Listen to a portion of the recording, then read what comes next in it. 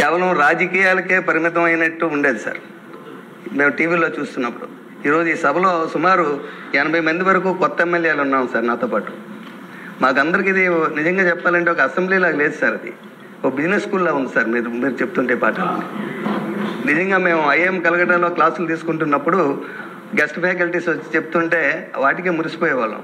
ఈరోజు మా అదృష్టం సార్, మీలాంటి సీఎం గారి దగ్గర మేము ఎమ్మెల్యేలుగా పనిచేయడం రియల్గా మా అదృష్టం సార్. Thank you sir. అంటే ప్రజలకు కావాల్సింది ఒక రాజకీయాలు సంక్షేమ కార్యక్రమాలే కాదు, రాంగ్ రన్లో వాళ్ళకి కావాల్సిన డెవలప్మెంట్, స్టేట్కి కావాల్సిన డెవలప్మెంట్ ఏంటి, ఎట్లా చేయాలి, అది మా ఎమ్మెల్యేలతోనే చేపించే విధంగా మీరు చేస్తున్న ఈ విజన్కి నిజంగా hats off sir. Thank you sir. Thank you very much.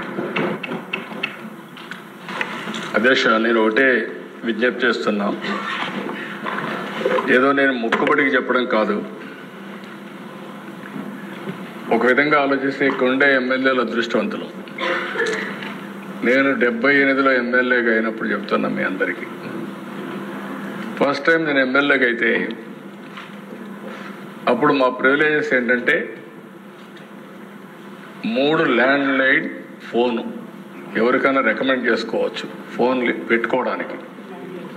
Land line అది పనిచేయదు, అలాంటి ఫోన్ రికమెండ్ చేయొచ్చు. రెండోది 3 గ్యాస్ సిలిండర్లు రికమెండ్ చేయొచ్చు. మూడోది రైల్వే పాసులు. నాలుగోది జీపు. ఎక్కడి నుంచి తమిళనాడులో ఇది ఒక సెంటర్ ఉంది, ఆవిడ నుంచి ఒక జీప్ ఇస్తారు. ఆ జీపు నడవదు, దాన్ని లాక్కొచ్చి రిపేర్ చేసుకుంటే అప్పుడు రోడ్లన్నీ కూడా ఎక్కడ కూడా కార్లు పోయే రోడ్లు కాదు, ఆ రోడ్లకి ఈ జీపులు పనికొస్తాయి. అందుకని ఆ జీప్ ఇచ్చేవాళ్ళు అధ్యక్ష. ఈరోజు అధ్యక్ష ఆర్టీసీ బస్సులో సీటే. ఇప్పుడు అధ్యక్ష ఆ స్టేజ్ నుంచి ఈరోజు ప్రపంచంలోనే నెంబర్ 1 దేశం అయ్యే పరిస్థితుల్లో మనం ఆలోచిస్తున్నాం. 4వ అతిపెద్ద ఆర్థిక వ్యవస్థ, 1 ఇయర్లో 3వ ఆర్థిక పెద్ద వ్యవస్థ. ఈరోజు ఒకప్పుడు అమెరికా అంటే మనందరం భయపడేవాళ్ళం. ఇప్పుడు అమెరికా అన్నా ఏ దేశమైనా మేము కూడా సమానమైన చెప్పే పరిస్థితికి వచ్చామంటే అది భారతదేశం సాధించిన ప్రగతి. ఇవన్నిట్లో నేను వాచ్ చేస్తూనే ఉన్నా. ఏ అవకాశాన్ని వచ్చినా నేను వదిలిపెట్టాను. అది నాకు ఫస్ట్ నుంచి అధ్యక్ష. ఆ అవకాశాలు ఉపయోగించుకున్నాం కాబట్టి ప్రజలకు కూడా బెనిఫిట్ అయిన ఐటీ వచ్చింది, నేను స్టార్ట్ చేశాను. రిఫార్మ్ వచ్చింది, ఎవరు మాట్లాడకపోతే నేను మాట్లాడాను. ఫస్ట్ టైం దావోస్కు చాలామందికి రిజర్వేషన్ ఉంటే నేను ఓపెన్గా వెళ్ళాను. ఇండస్ట్రీ అనే వాళ్ళతో మాట్లాడకపోతే నేను ఇండస్ట్రీని ప్రమోట్ చేయడం కోసం సిఐఐ పార్ట్నర్షిప్లు పెట్టాను. దానివల్ల దేశం మనకు లాభం అంటే సంపద సృష్టిస్తేనే పేదరికాన్ని నిర్మూలన చేయగలుగుతాం. మీ జీవితంలో మీరు ఒకటే గుర్తుపెట్టుకోండి, కొత్తగా వచ్చిన ఎమ్మెల్యేలు అందరూ ఉన్నారు, చాలా మెజారిటీ ఉన్నారు. మీరు ఇవన్నీ కానీ మనం ఒక మంచి పబ్లిక్ పాలసీ తీసుకొస్తే ఆ పబ్లిక్ పాలసీ ఎన్నో కోట్ల మంది జీవితాలు మారుతాయి, వాళ్ళ భవిష్యత్తు మారుతుంది. ఆ విషయం మనం గుర్తుపెట్టుకోవాల్సిన అవసరం ఉంది. ఈసారి అందుకే నేను ఈ అసెంబ్లీలో కూడా మనం ఒకసారి చూస్తే అనేక విషయాలు ఇంకా మీరు నేర్చుకోవాల్సి ఉంది, నేను నేర్చుకోవాల్సి ఉంది. నేను ఒకే మాట చెప్తున్నా, ప్రతిరోజు నేను నిత్య విద్యార్థిని. కొత్త విషయాలు నేర్చుకొని ఆ కొత్త విషయాలు ప్రజలకు పనికొస్తాయంటే మళ్ళీ దాన్ని అమలు చేసుకుంటూ ముందుకు పోవడం, అదే చేస్తున్నాం, భవిష్యత్తులో కూడా చేస్తాం. నేను ముందే చెప్పాను మీ అందరికీ, నేను లాజిస్టిక్స్ అనే విషయం ఇంతవరకు ఎప్పుడు మాట్లాడలేదు. ఇప్పుడు ఫస్ట్ టైం నేను లాజిస్టిక్స్ మాట్లాడుతున్నా. ఐటీ మాట్లాడడం వేరే. ఇప్పుడు ఐటీలో కూడా ఒకప్పుడు చూస్తే ఐటీ అలోన్ మాట్లాడాం. ఇప్పుడు real time governance, integration, quantum valley, quantum computing, ఇవన్నీ మనం మాట్లాడే పరిస్థితికి వచ్చాం. ఒకప్పుడు ఎనర్జీలో నేను రిఫార్మ్స్ తీసుకొచ్చా. ఒక మాటలో చెప్పాలంటే నేను అధికారం పోగొట్టుకున్నా. నన్ను అందరూ అన్నారు, లేనిపోయింది పట్టుకున్నావు నువ్వు, ఊరికి అనవసరం కదా అన్నారు. కాదు, ఎవరో ఒకరు లీడ్ చేయకపోతే కరెక్ట్ కాదంటే నేను ఆ రోజు విద్యుత్ శక్తి రిఫార్మ్స్ తీసుకొచ్చి 2004లో నేను దెబ్బతిన్నా. కానీ నాకు ఒక సాటిస్ఫాక్షన్, ఈ దేశంలో రిఫార్మ్స్ తీసుకొచ్చిన వ్యక్తుల్లో మొదటి వ్యక్తి నేనే. పవర్ సెక్టర్ రిఫార్మ్స్ తీసుకొచ్చాం. ఫస్ట్ రెగ్యులేటరీ కమిషన్ కూడా పెట్టాం, ఫస్ట్ రెగ్యులేటరీ కమిషన్. దాంతోనే మీరు చూస్తే first power project Jegurupadu by GVK, first airport Hyderabad greenfield, first flight Dubai to Hyderabad Emirates. ఇలాంటివి అనేక విషయాల్లో మనం ముందుకు పోయాం. టెలికమ్యూనికేషన్స్ అన్నీ ముందుకు పోయాం. ఈరోజు ఆ ఫలితాలు వస్తున్నాయి. ఈరోజు మనం వేసే అడుగు 2047కి మళ్ళీ చెప్తున్నా, మీ మనసులో గుర్తుపెట్టుకోవాలి, మీ మైండ్లో ఉండాలి. తెలుగు జాతి ప్రపంచంలో నెంబర్ 1 కావాలనేది లక్ష్యంగా పనిచేస్తున్నాం. ఇది సాధిస్తాం. మీరు రాసి పెట్టుకోమని అలా కోరుతూ, I'm very happy to associate with all of you. Youngsters చాలామంది ఎమ్మెల్యేలు ఉన్నారు. మీరు శాశ్వతంగా ఎమ్మెల్యేలుగా ఉండాలంటే పనులు చేయడం ఎంత ముఖ్యమో ప్రజలతో అనుసంధానం కావడం కూడా అంతే ముఖ్యం. అది చేస్తే ప్రజలు ఎప్పుడు మనతో ఉంటారు. నేను ఒకేసారి ఓడిపోయా, ఆసారి తప్ప ఇక్కడ అన్ని ఎలక్షన్లో గెలుస్తూ వచ్చాను.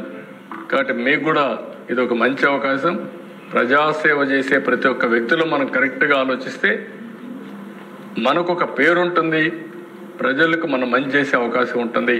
అది గుర్తుపెట్టుకోవాల్సి కోరుకుంటూ, వండర్ఫుల్ ఎక్స్పీరియన్స్. నాకు కూడా ఇంతమంది కూర్చోవడం అనేది అసెంబ్లీలో చాలా సార్లు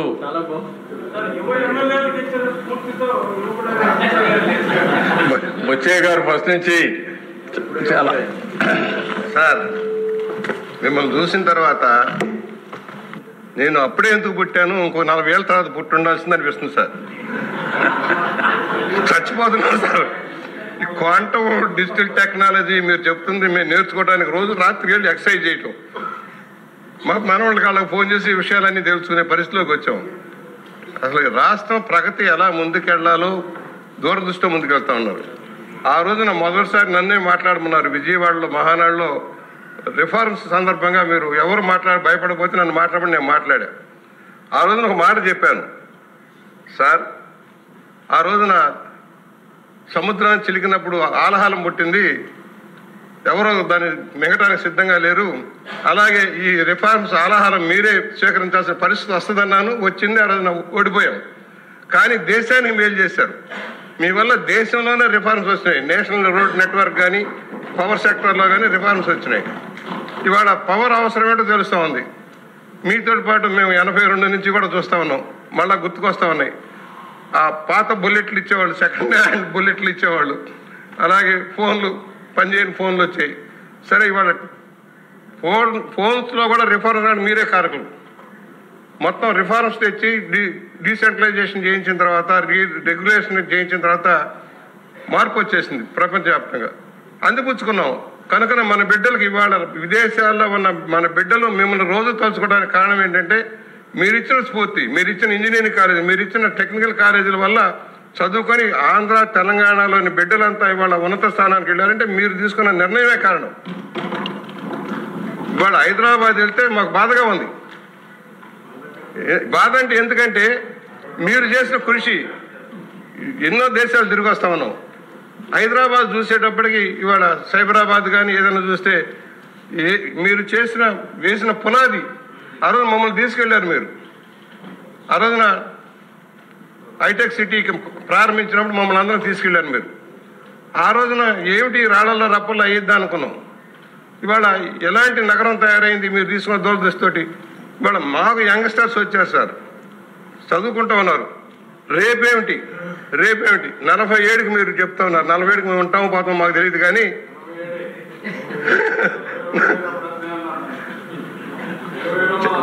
పెను మార్పులు వస్తాయి సార్ మీరు అన్నట్టుగా ప్రపంచంలో. ఎందుకంటే ఏదైతే మానవ వనరుల ఎసెట్ అని మీరు చెబుతున్నారో అదే మనకి ఎసెట్.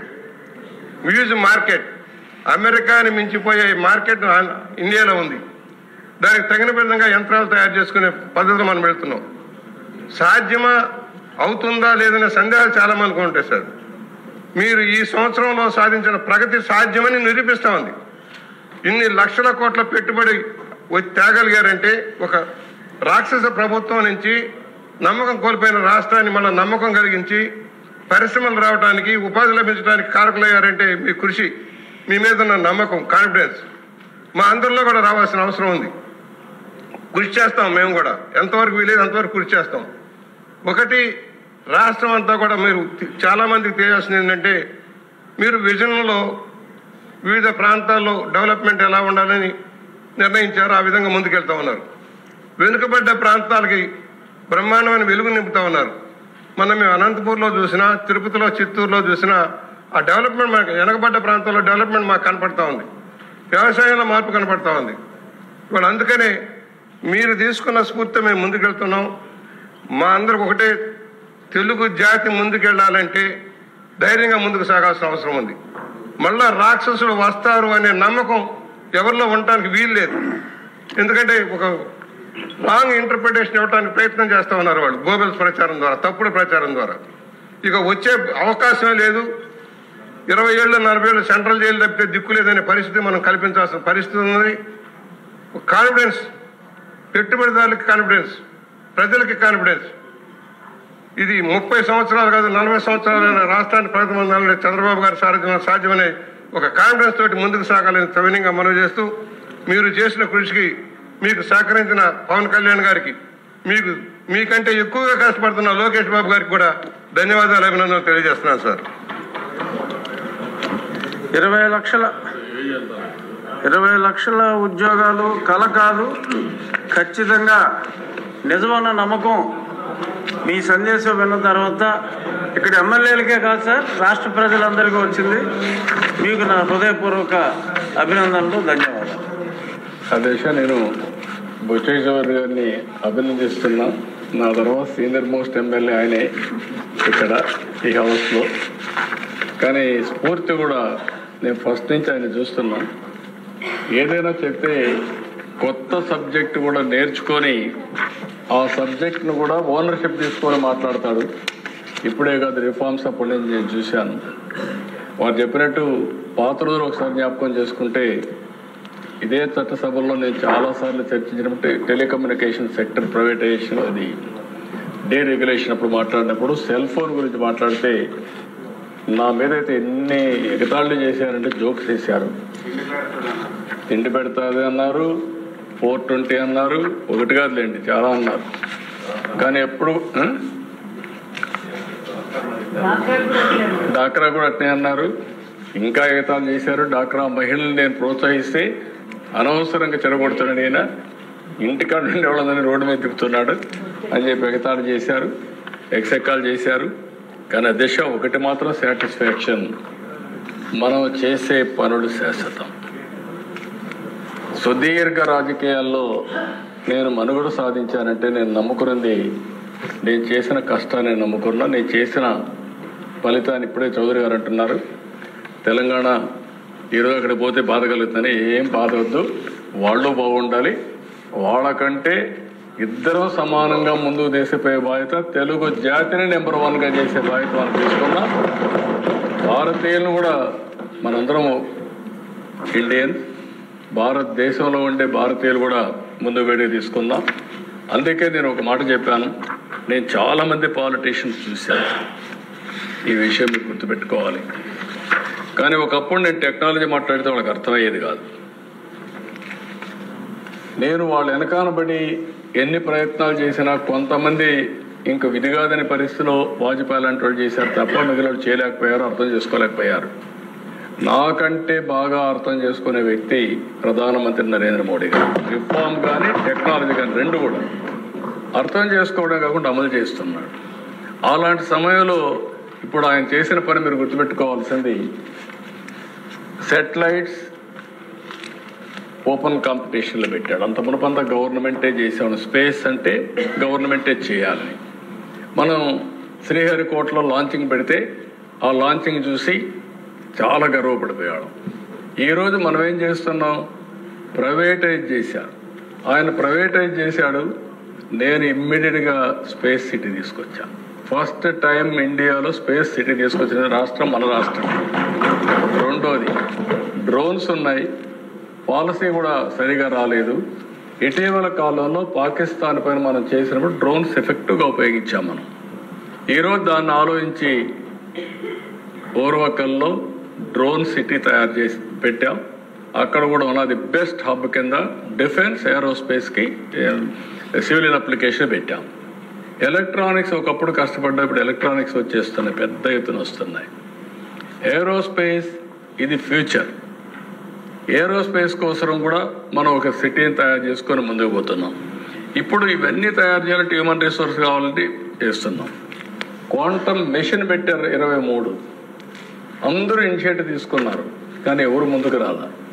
నేను తీసుకున్నప్పుడు కొంతమంది అడిగారు ఇది సాధ్యం అంటే కాదు అని చెప్పి పిలిపించి మాట్లాడాను. ఐబిఎంతో మాట్లాడా, టీసీఎస్తో మాట్లాడా, వాళ్ళే ఒప్పుకున్నారు. మేము అయ్యుంటే 3 ఏళ్ళు పట్టేది సార్, మీరు మమ్మల్ని కోర్సులు పెట్టి చేస్తారా, ఏం చేస్తారో నాకు తెలియదు, కాంప్రమైజ్ కమ్మన్నారు, ఎంఓఎల్ రాయమన్నారు. మేము 1 monthలో రాసుకొని వచ్చాం. కాబట్టి ఇప్పుడు ఒక నమ్మకం వచ్చింది, 5-6 నెలల్లో మేము తీసుకొస్తామని. మెషిన్ ఇది రెడీ ఇన్ అమెరికా. మెషిన్ తేవడానికి అగ్రిమెంట్ కావాలా, అది రావడానికి ఐబిఎం ఇది రెడీ. అప్పుడు అందరిని కూర్చోబెట్టి కన్సార్టియం తయారు చేస్తే ఇమీడియట్గా పని అయింది. క్వాంటమ్ మెషిన్ క్రియేట్ చేశారు government of India. Quantum first computer అమరావతికి వస్తుంది. దీనివల్ల అమరావతి క్వాంటమ్ వ్యాలీగా తయారయ్యే పరిస్థితి. అమెరికాలో సిలికాన్ వ్యాలీ ఉంది, ఇది ఒక చరిత్ర గుర్తుపెట్టుకోండి. సిలికాన్ వ్యాలీ అమెరికాలో మీరు చూస్తే కాలిఫోర్నియా, అక్కడ మొత్తం పోయి లాంచ్ చేస్తున్నారు. ఇప్పుడు అమరావతిలో మన క్వాంటమ్ వ్యాలీ ఉంది. I'm proud. దేశానికి ఒక క్వాంటమ్ వ్యాలీని మనం ఇచ్చాం. అక్కడ సిలికాన్ వ్యాలీ ఉంటే మనం క్వాంటమ్ వ్యాలీ పెట్టుకోముందు పరిస్థితికి వచ్చాం. గ్రీన్ హైడ్రోజన్ ప్రధానమంత్రి ప్రమోట్ చేశారు. నేను దానికి యాడ్ చేసి గ్రీన్ హైడ్రోజన్ హబ్ కింద వ్యాలీ కింద ఇక్కడ తయారు చేస్తున్నాం ఆంధ్రప్రదేశ్ రాష్ట్రాన్ని. అంటే పాలసీస్ ఉన్నాయి, మీరు కూడా ఎమ్మెల్యేలు గుర్తుపెట్టుకోవాలి. ఆ పాలసీని అడ్వాంటేజ్గా తీసుకొని మనం ఆచరణలో మొదలు పెట్టాలి, పబ్లిక్ పాలసీ తేవాలి. అప్పుడే ఇది అవుతుంది. చౌదరి గారు, ఐఎమ్ వెరీ హ్యాపీ. ఫస్ట్ నుంచే మీతో అసోసియేట్ అయ్యాం. నేను చూస్తూనే ఉన్నాను నిన్ను. నీకు ఉత్సాహం మాత్రం, నువ్వు ఏ పని ఉన్నా కూడా ఇవాళ మోడల్ కింద పనిచేస్తూనే ఉంటావు. తెల్లవారితో నిద్ర లేస్తే ఇంక ఊర్లకి వెళ్ళిపోయి మళ్ళా ఎక్కడ లేని ఎనర్జీ బిల్డప్ చేసుకొని మళ్ళీ ఇంటికి వచ్చి పడుకుంటావు.